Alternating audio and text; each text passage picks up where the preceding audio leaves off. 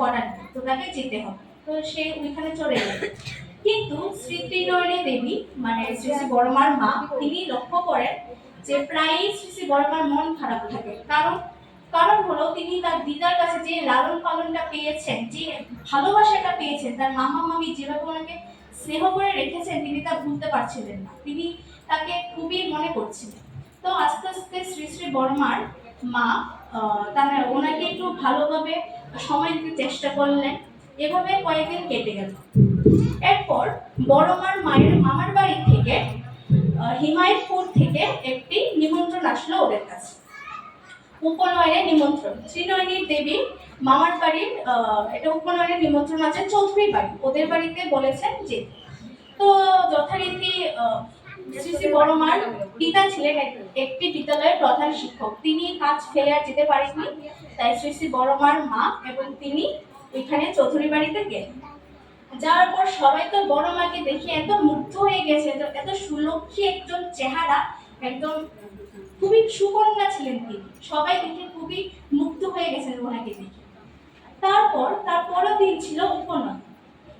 চৌধুরী গিন্নি মানে বড়মার মামি, বড়মার মায়ের মামি ওনাকে বললেন, একটা কাজ কর শ্রী ত্রিনয়নী, তুই পাশের চক্রবর্তী বাড়ি ছিল, তো চক্রবর্তী বাড়ির গিন্নিকে আমি বলেছি উপনয়নের তো খাবার দিতে দেরি হবে, ওদের বাড়িতে গিয়ে তুই ফটকি ফটকি অর্থাৎ বড় মা ওকে গিয়ে খাইয়ে আন।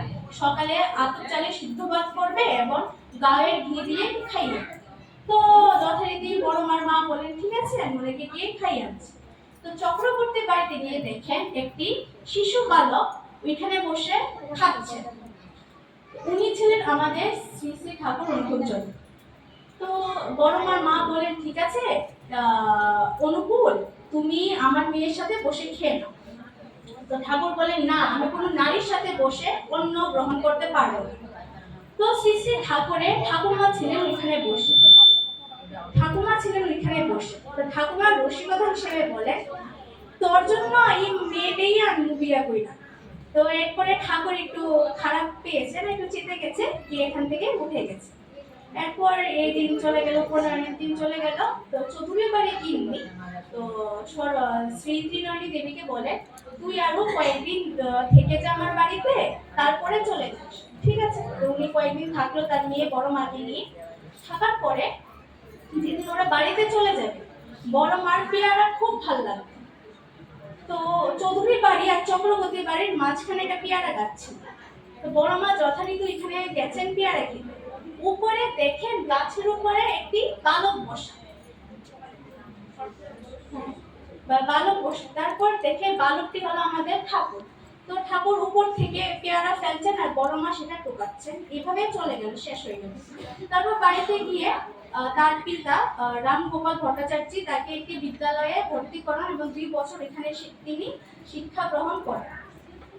আস্তে আস্তে বড় মা 10 বছর পূরণ করেন এবং তার সম্বন্ধ আসা শুরু হয়, তার জন্য বিয়ের সম্বন্ধ দেখা শুরু হয়ে গেছে। তো শ্রী বড়মার মা বলেন, আমার একজন ছেলে পছন্দ, তিনি ঠাকুরের কথা বলেন। তো শ্রী শ্রী বড়মার পিতা তিনি বলেন, সে তো আমার শিষ্য, সে তো আমার বিদ্যালয়ে আমার থেকে শিক্ষা নেন। তো সবার পছন্দ ওইখানে। উল্টো দিকে ঠাকুরও 14-15 বছর হয়ে গেছে, তারও তিনিও বিবাহযোগ্য হয়ে গেছে, তারও সম্বন্ধ দেখা শুরু হয়ে গেছে। তো শ্রী শ্রী ঠাকুমা বলেন, আমার বড় মাকে পছন্দ, মানে সরসীবালাকে পছন্দ। তো এইভাবে ওরা দুই বাড়ির থেকে সম্বন্ধ আসার পর শ্রী শ্রী ঠাকুর প্রথমে নারাজ ছিলেন, উনি বিয়ে করবে না। কিন্তু বড় মাকে ভেবে উনি বলছেন, ঠিক আছে, মেয়ে তো খুবই শান্তশিষ্ট, আমি ওনাকেই বিয়ে করবো। এভাবে বড় মা ঠাকুরের বিবাহ হন 1313 সনে 28 শ্রাবণ সোমবার তাদের সুমিলন করে দেবেন। জয় গুরু।